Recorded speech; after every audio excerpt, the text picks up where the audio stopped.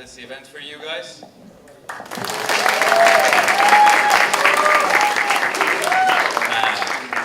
Good. We have an enthusiastic audience tonight. And, well, since you're very enthusiastic, please give another round of applause to, to ISSS, who help the international communities in many ways. One of the ways is this event. With your round of applause, yes! And another round of applause for Mr. Lee from ISSS office, who is here today and he would like to say a few words.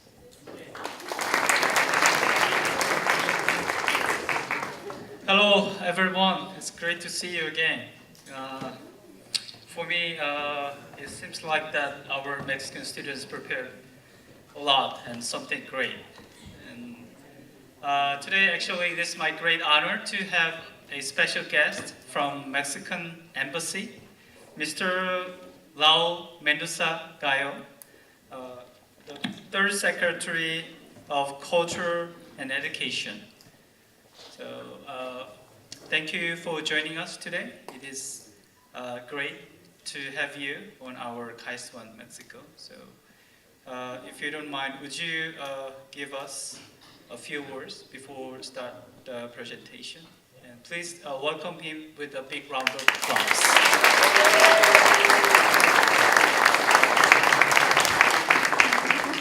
Hi everyone, good evening, buenas noches. Thanks for the invitation to this magnificent event. I'm very happy to be here. It's my first time in Daejeon and in KAIST, of course. I know that this school is a very prestigious one, and I'm sure that our students, our Mexican fellow students are having a good time here. And I can see that they are bringing the Mexican culture at their best, their most original form. And I prepared a very formal speech, but I'm not reading it because this is a more friendly environment. I just want to say that on behalf of the Embassy of Mexico, we're very happy to have this opportunity to be here. My ambassador couldn't be here because he has another event, but he asked me to convey his greetings and to convey his congratulations to you for this effort and for inviting us. Thank you very much. I know that you have made a very good effort in making all this. This is a very important date for Mexicans. I don't know if you have heard, because we're celebrating on the 2nd of November, the Day of the Dead, which is one of the most important, I think one of the most important tradition for Mexican people. And it's about commemorating those who came before us. And we say that more, but that being a celebration of the dead people is more about celebrating the life of those people who came before us, who are no longer with us. So I'm not taking any more time because you want to see the performances and everything they have prepared. And again, thank you so much for inviting us. Yeah. Thank you very much, sir, for those kind words. And with this, enjoy the event. No way? Hello everyone, welcome to KAIST 1 Mexico. Very first of all, I want to thank Raul and also the embassy for supporting us in this presentation. And I want to say thank you also all of this crowd over here who have helped us to make this presentation. Cristobal, Carla, Dionisio, Juan Luis, Lucero, and Edwin, who is also a graduate student from KAIST, but he's already working. That also helped us to make this presentation possible. And also the Latin American Students Association, with whom we have started last year to promote our culture from Latin America and KAIST. So let's start. So very first, I would like to give you an introduction about what is Mexico, how's our country, very briefly.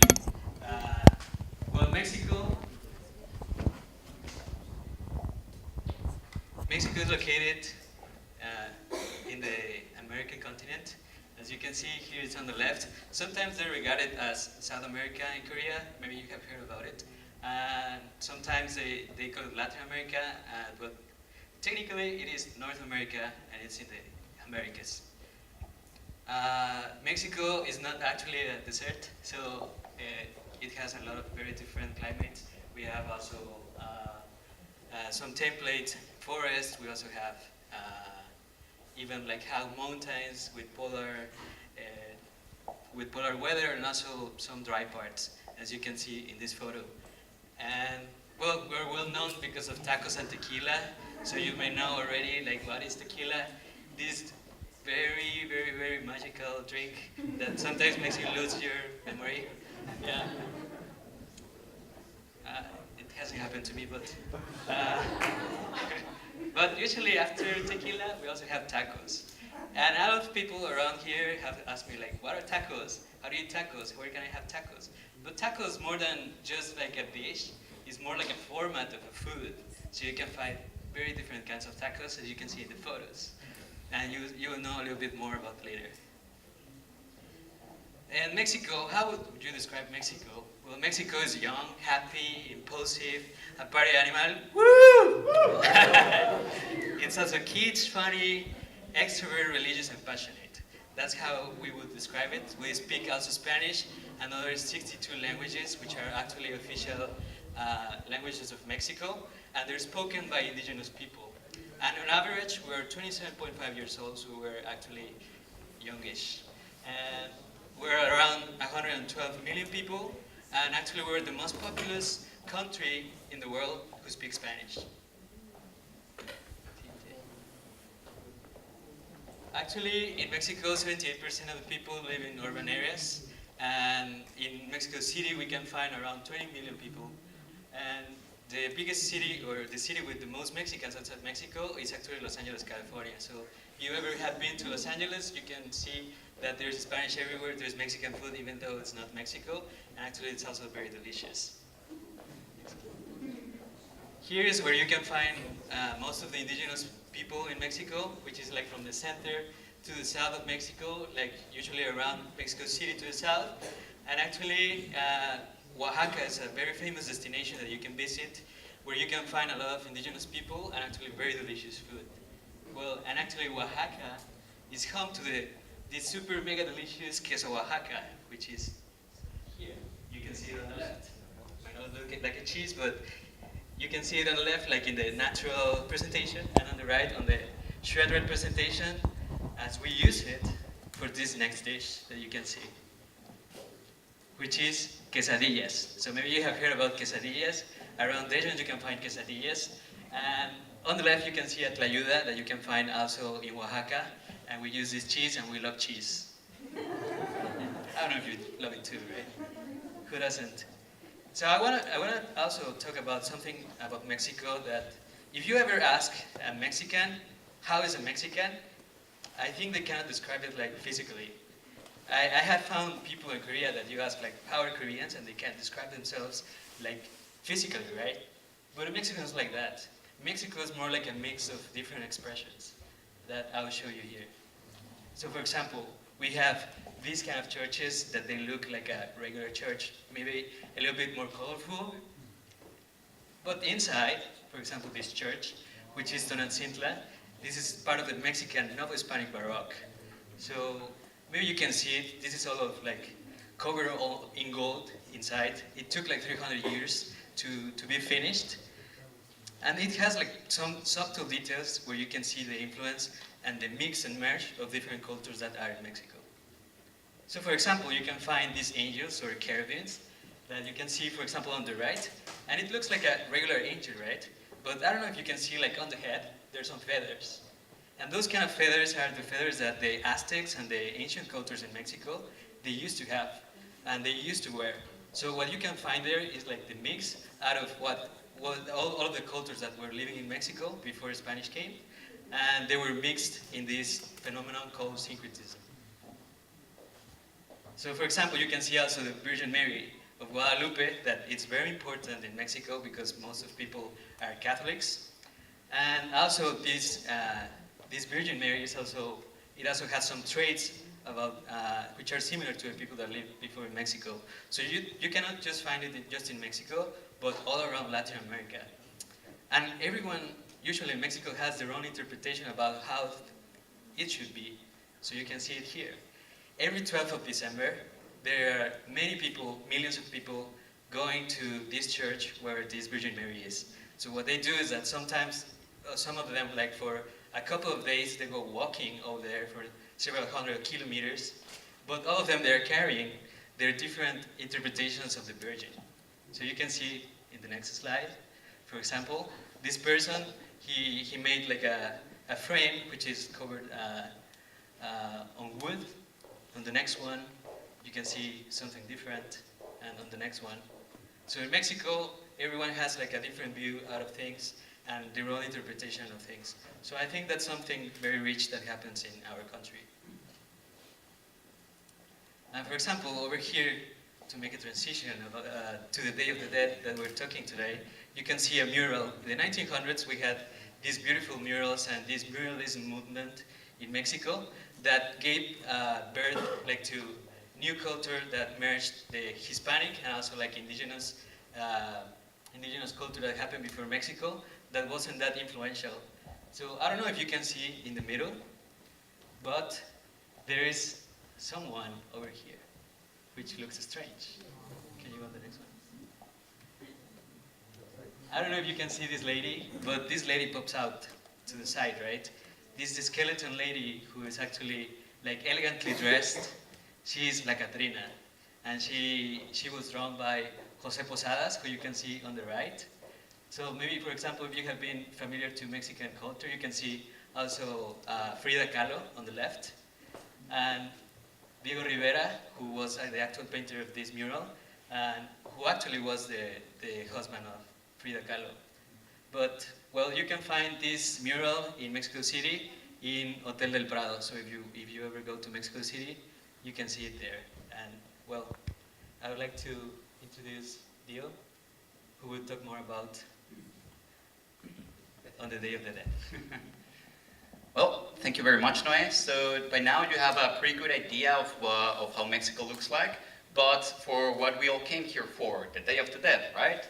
So what is it all about? First of all, before I explain how it is celebrated nowadays, I think it's important to know where does it come from. So what is it? As Noé already told us, Mexico is a place where a lot of mixture of cultures takes place. And in this case, the Day of the Dead is something similar. On the one side, we have the pre-Hispanic cult of the dead, which is a little bit broad to explain in this short presentation, but for us it is important to say that death played an important role. This might sound like a phrase from The Lion King, but it's like the circle of life, right? So for the indigenous people in Mexico, for there to be new life, there had to be death. So that's why we see often, or we hear about the sacrifices and the blood, right? But we can see that on the right hand side, that handsome guy over there is Mictlantecutli, the god of the death, to whom many sacrifices were made, the lord of the underworld, and so forth and so on. But well, that's on the one side, the pre-Hispanic cult. And we also have the Christianity, which was brought by the Spanish missionaries during the colonization time. This specifically is the All Saints' Day, which is a Christian festivity where the people who have attained beatific vision and can thus go to heaven, well, they are all commemorated on this day.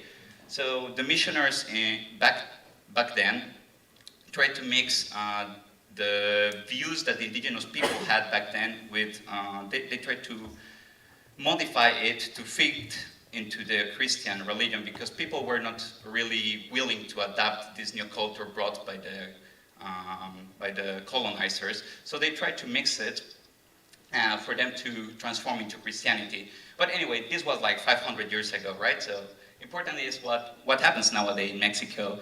And that is what I'm going to show you.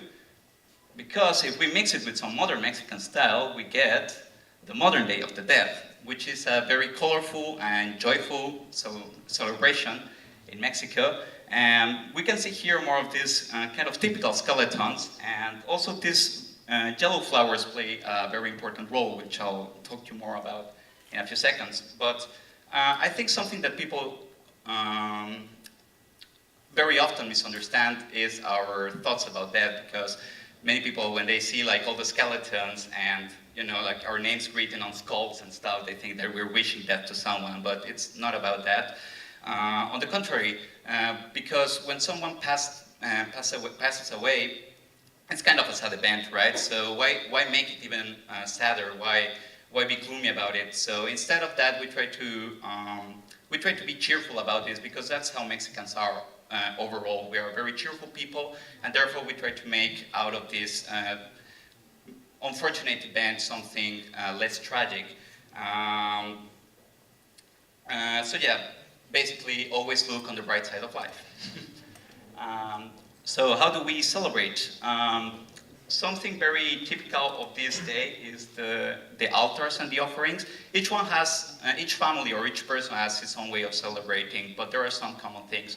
For example, many people go to the cemetery in the night to bring flowers to their loved ones, to the graves. Some people even stay there to talk a little bit with the people who have passed away, because, well, supposedly the spirits of our dear or of our family comes back on this day. So it's an opportunity to be together again, both living and dead. The cempasúchil flower, this yellow flower that I talked to you about, this is part of the pre-Hispanic heritage, because it was the color of the death back then, and it is then, we usually have a path that leads the spirit of the death into the altar, so that they can find all their food and favorite stuff.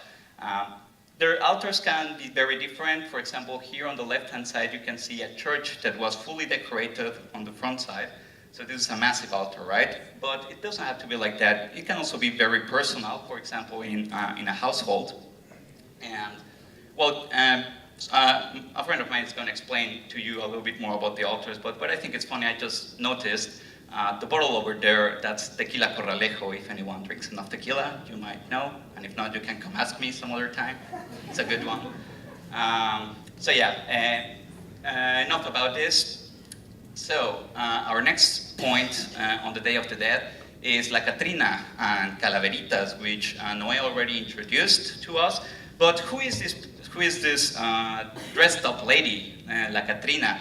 Well, actually, this imagery comes from the times of the Revolution back in 1910.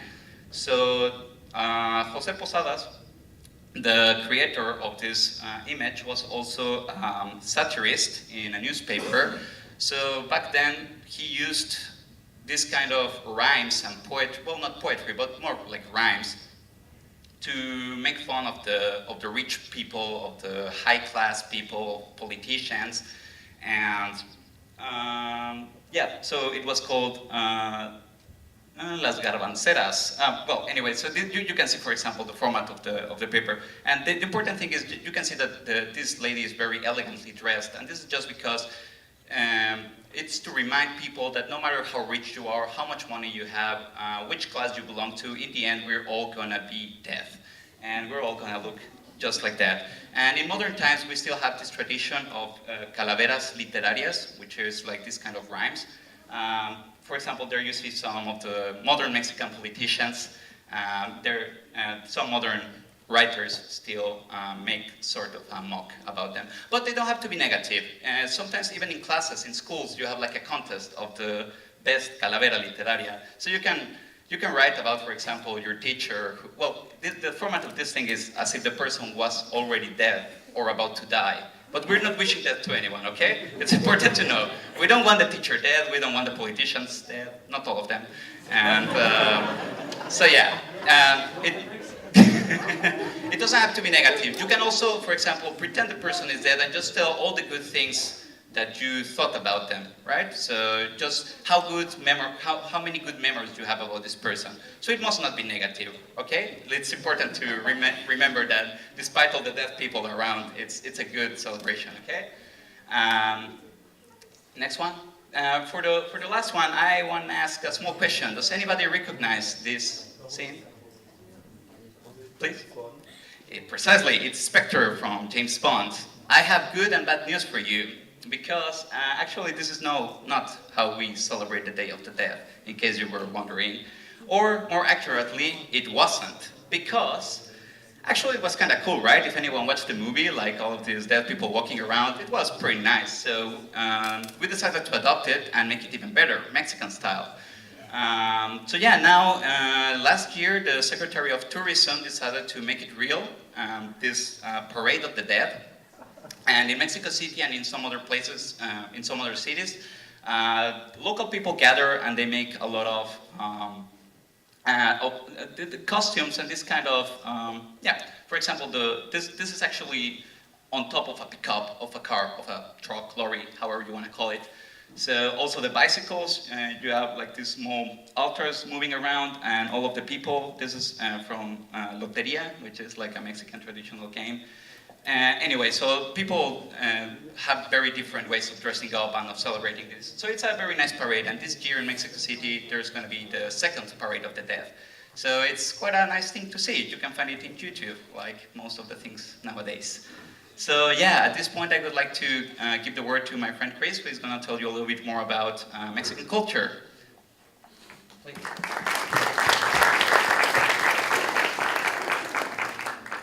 Well, thank you, Dio.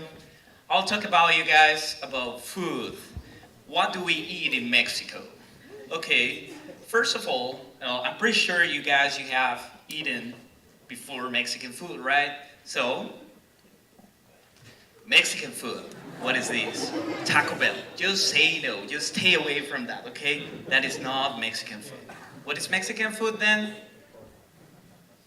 That is Mexican food. That's better. Tacos. Okay, basically, tacos is made of corn tortilla or flour tortilla, and everything that you can grab with tortilla and you put inside, it becomes a taco, right? So, in this case, we have like here, meat tacos, and this is tacos de carnitas, that's it, just meat. We add cilantro, lime, sauce, and sour cream, and that's it, you have your tacos.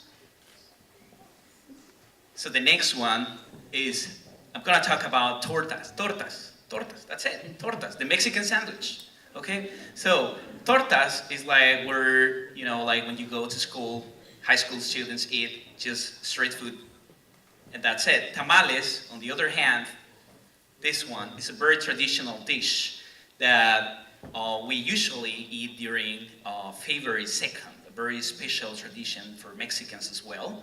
And everything of this that you can see here is everything with T, tacos, tortas, tamales. Everything is, we call it vitamin T, right? So that actually is pretty I would say like bad for you, but it's not really, it's just delicious. Right? The next one is pozole. Pozole is basically hominy.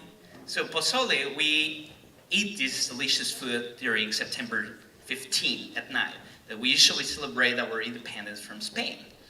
So, pozole, it's a hominy. You can add some radish, you can add some lettuce, you can add as well meat, and there is also a vegetarian version for that.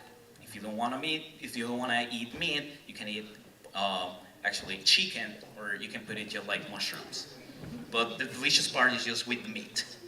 So the next one is gonna be enchiladas. You can see, guys, here is like green, white, and red, right? Those, as you can see here, are our colors of our national flag. So green, white, red again. So it's basically like a taco, but you cover with a sauce. So the difference basically here is just a sauce, and you can decorate it here.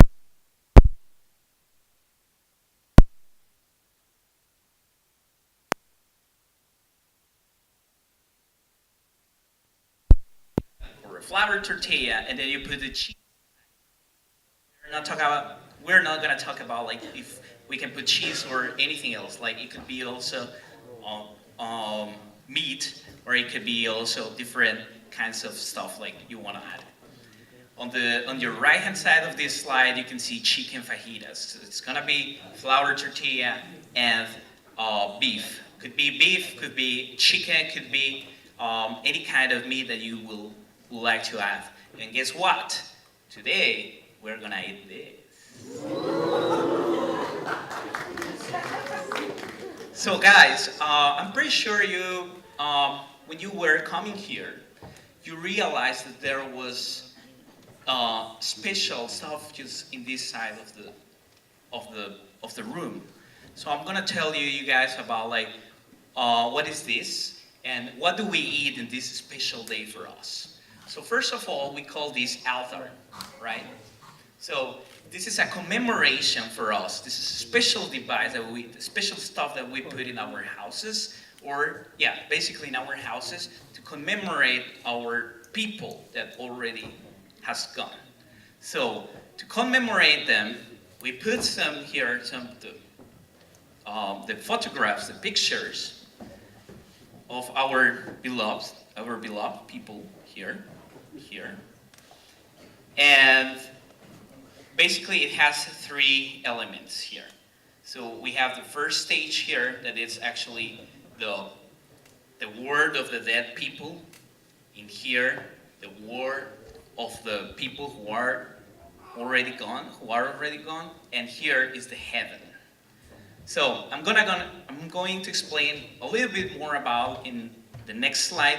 First of all, I want to introduce you guys. I want to let you know what do we eat in this celebration, in this special day. So we eat that we call it pan de muerto. Because pan de muerto is just bread for the dead, right? For the dead, who's the dead? Our beloved ones, right? So as you can see in the top of this, so we represent the skull. Here we can see some bones. So it's their orange blossom flavor in honor of the deceased. We have some bones here of the dead. Also represents the tears. And in the basement, we see the circular from represents the circle of life. So this is our traditional pan de muerto, and usually we can drink it or we can eat it with chocolate. Kind of traditional beverage as well. So in addition, we usually as well eat sugar calaveras or sugar scalps. We have in different flavors and different presentations, like amaranth calaveras, chocolate calaveras, and this is actually very traditional from this day. So what does this mean? As I was explaining to you guys, we have here paper banners. Here, the paper banners on this side of the altar. So this means actually the fragility, and it's associated with the wind, Okay, so we see here the top level, middle level, and the under level of this altar. So in the middle, we put usually all the stuff that the person who passes away already had, or like it could be toys. It could be a toy, or if our beloved one was a singer, or we can put his guitar.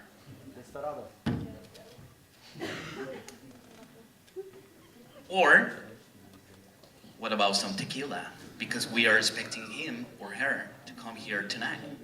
So we usually celebrate and decorate with traditional food that our people love before they pass away. So this is basically, guys, what we are celebrating today, and this is such an important date for us. And it's becoming actually pretty well known right now around the world that recently Pixar has released a new movie just based on these traditions. So I want to introduce you guys a brief video about how this movie is gonna come out in next month. Oh, sorry.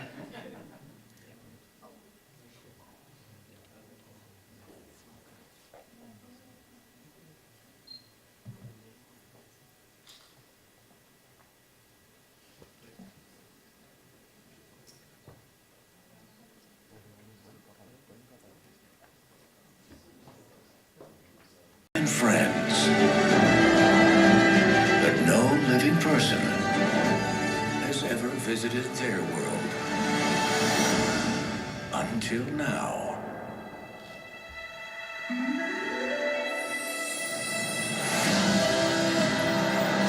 All right, who's in there? I'm sorry. What's going on? Dante, wait up!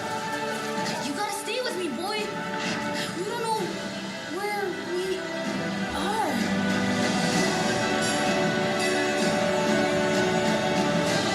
I'm just dreaming. Do you mind? Miguel? What is going on? Remind me how I know you? They're your family. We have to get you back home. Welcome. Anything to declare? As a matter of fact, yes.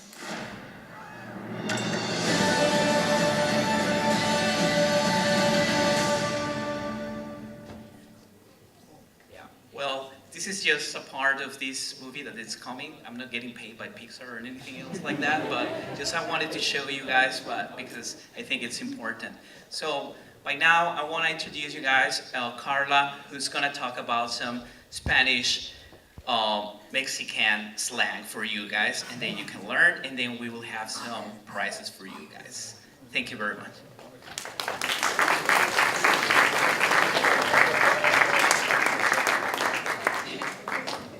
Okay, thank you. Yeah, so we learned a lot about our country's history and culture, and now we probably are all really hungry because of all the food that we just saw. But now I'm going to teach you guys a little bit of Mexican slang, so you guys can learn how to speak Mexican too. And no, that is not an actual language. We speak Spanish. Okay, so the first thing that you guys should learn is obviously how to greet someone, right? So I'm going to teach you all 3 ways to say what's up in Spanish. So the first one, and you guys do have to repeat after me, this is a class. ¿Qué onda? ¿Qué onda? So literally, this translates to what wave? I don't know why. There's no reason, but that's what we say. ¿Qué onda is our way of saying what's up. Our second one, ¿Qué rollo? ¿Qué rollo? And this one actually literally translates to what roll? Kind of like a toilet paper roll. Again, no real reason, but that's what we say. And then our last one, this one's a little special. ¿Qué pedo? ¿Qué pedo? So this one translates to what fart? So this one's actually very common. A lot of people say it, but also a lot of people might find this word to be vulgar or rude. So don't say it with older people, like your elders. Only use this with your very close friends. But it is very common. We do use it a lot. But again, only with very close friends. Never to your mother. Okay, so now that we've learned how to say hello or what's up, we're going to learn a few more useful expressions. So our first one is, qué padre. Qué padre. This one you have to say very excitedly, and it actually translates to what father, or how father, and it has nothing to do with your father. This one, can you guys guess what it means? Baby. Maybe? Baby? Not about your baby, not about your father. So this one's a way of saying like, wow, that is so cool, that's awesome, qué padre. Yeah. Okay, so our next one, no manches. No manches. It means don't stain. But that's not what we mean when we say this. We don't care if you stain your pants or not. If we say no manches, this is a kind of a surprised expression. So if your friend says something that's really incredible, you'll be like, no manches. So if my boyfriend broke up with me, my girlfriend can say, ay, no manches, that's so sad. So it can be surprised in a negative way, or it can be surprised in a good way. If I say, I got a new car, you guys. My friend can be like, no manches, that's so cool. So it can be just surprised, good or bad. All right, so this next one is X. X. This actually just translates to the letter X. So the way that we say the letter X in Spanish is X. But what it really means is I'm not interested, whatever, it's not important. So if my friend says, how was the party last night? I can be X. It wasn't cool, it was boring, lame, whatever. So that's how we say it. Really simple, X. This next one actually does have a little bit of backstory to it and some history. So the word is aguas. Aguas. So this translates to waters. But like I said, there actually is a reason and a method behind the madness for this one. So this goes back to history. Back in colonial times, we didn't have drainage systems and we didn't have a way to get rid of dirty water. And by dirty water, I do mean bathroom water. So when we wanted to get rid of the water from the bathroom and the toilet, we'd have to throw it out onto the street, either from the rooftop or from a balcony. Obviously, if you're walking on the street, you don't want toilet water on your head, right? So before we would throw the water out, the person would say, aguas, and then throw the water out. So people on the street would know, oh no, I'm about to get hit by toilet water. So this was a way to warn people. So now we still use it that way. When we want to say, be careful, watch out, something bad's gonna happen, we just say, aguas, be careful. So from aguas, we also have échame aguas. Échame aguas. So this one's throw water on me. And no, this is not a summer party thing. We don't ask our friends to throw water on us. So aguas meant watch out. Échame aguas means like watch out for me. So example, if I am backing my car out of a driveway and my friend is next to me, I might say, échame aguas. Let me know if a car is coming. So watch out for me, be careful for me. So échame aguas. And now two very important words. If you ever decide to go to Mexico and you like to have a drink, cheve and chela. So first one, cheve. Cheve. Chela. Chela. So what do these two words mean? Cerveza. Who knows what cerveza is? Beer. Good. So beer. If you ever want to ask for a beer in Mexico, instead of having to memorize the word cerveza, you can just say cheve or chela. Una cheve, por favor. Una chela, por favor. Okay, so thank you guys for listening to my awesome, I know, slang. Now, we actually have some prizes for you guys. So we have 3 little questions. This is going to test whether or not you guys were listening to us for the last 40-ish minutes. So, if you know the answer to the question, please raise your hand. If I call on you, give me your answer. If your answer is correct, then you will be one of our lucky winners to take home some prizes. Are you guys ready? Yeah. All right. So question number 1. How many languages, besides Spanish, do we speak in Mexico? Dan? 62. 62? Let's check. Whoa, very good. 62.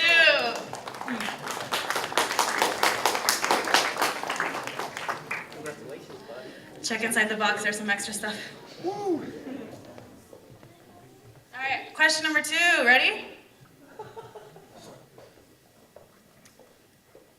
Name one thing that we do during Dia de Muertos.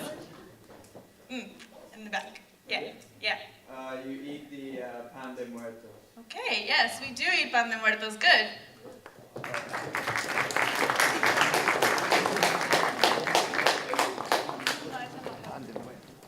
All right, so if somebody can name something else that we do during Noche de Muertos. Build altars? Good, we build altars. So you also get a prize.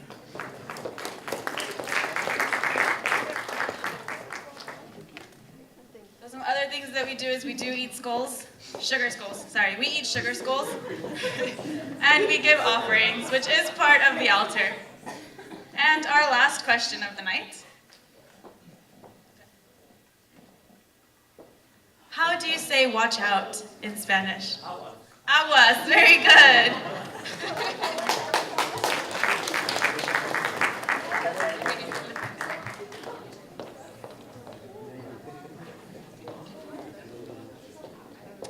All right, we have one more water bottle and candy. There's candy inside you guys, by the way. So we have one more water bottle and candy to give out. Now I gotta think of a question, so give me like 2 seconds.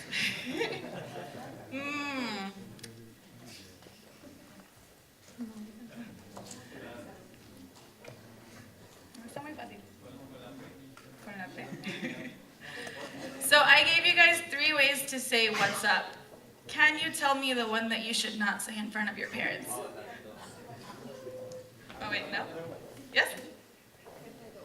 Good. Good, qué pedo.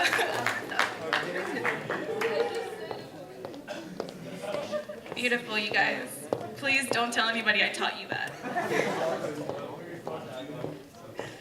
Okay, so that is it for our trivia. No.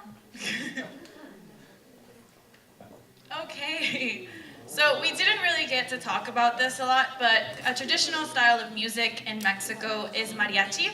The hats that our beautiful gentlemen over here have been wearing are traditional mariachi or charro hats. So we've actually prepared 2 songs for you guys today. So I'm about to embarrass myself.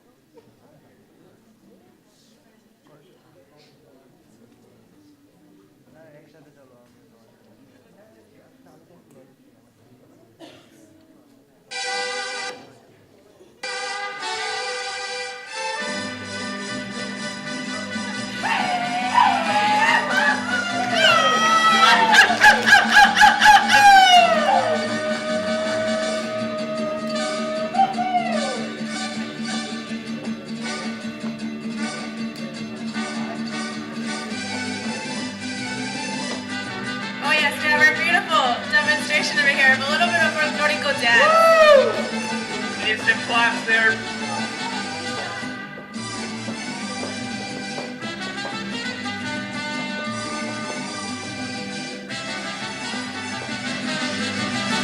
Negrita de mis pesares, ojos de papel volando, negrita de mis pesares, ojos de papel volando, a todos diles que sí, pero no les digas cuando así me dijiste a mí, por eso vivo penando.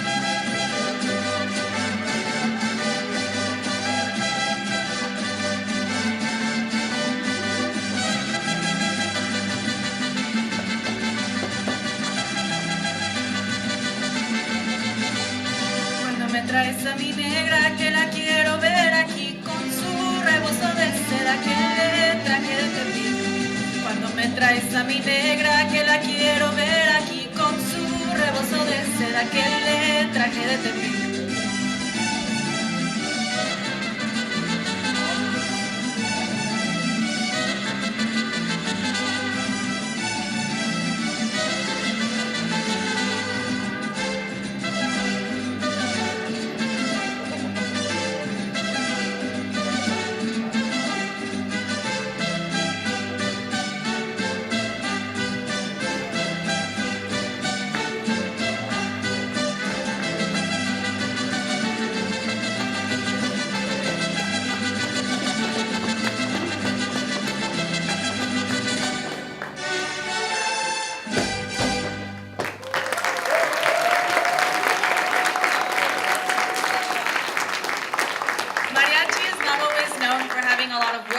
But the music, the live music and the different instruments is really what makes mariachi so special.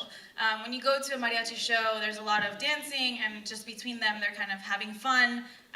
The instruments are beautiful, they're dressed in full trajes, and it's really, really spectacular. So that's why you don't need a lot of lyrics. This next song that we're gonna sing, though, does have a lot more singing, and we do want you guys to sing with us. Does anybody want to come up here and join us? Woo! We do have candies if you come. So we Mexican. Sebas, Belén. Bueno. So we Mexicans, guys, we love karaoke.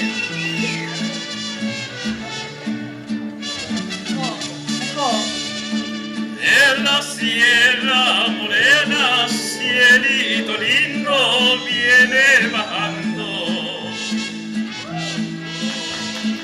Un par de ojitos negros, cielito lindo de contrabando. De la Sierra Morena, cielito lindo vienen bajando. Un par de ojitos negros, cielito lindo de contrabando. This is where everybody sings. Ay, ay, ay, ay, canta y no llores, porque cantando se alegran, cielito lindo, los corazones.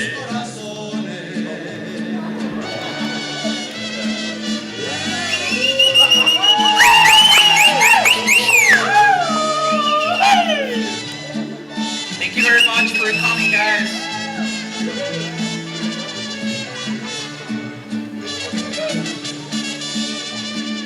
Ese lunar que tiene cielito lindo junto a la boca,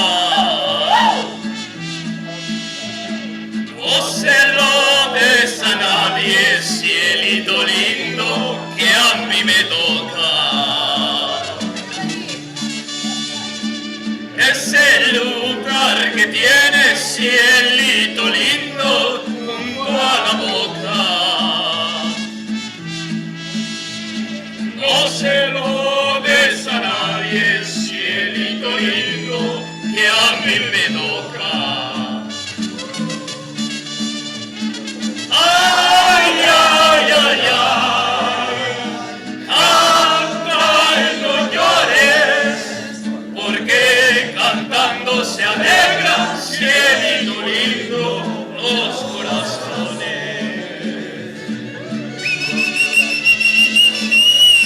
Thank you very much.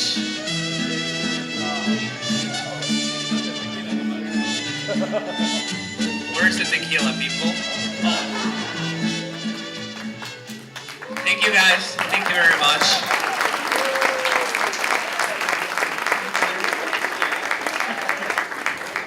All right, that marks the end of the presentation. Thank you very much, guys. Please give them another round of applause. Yes. And for the food, please leave from the front door, not the back door. And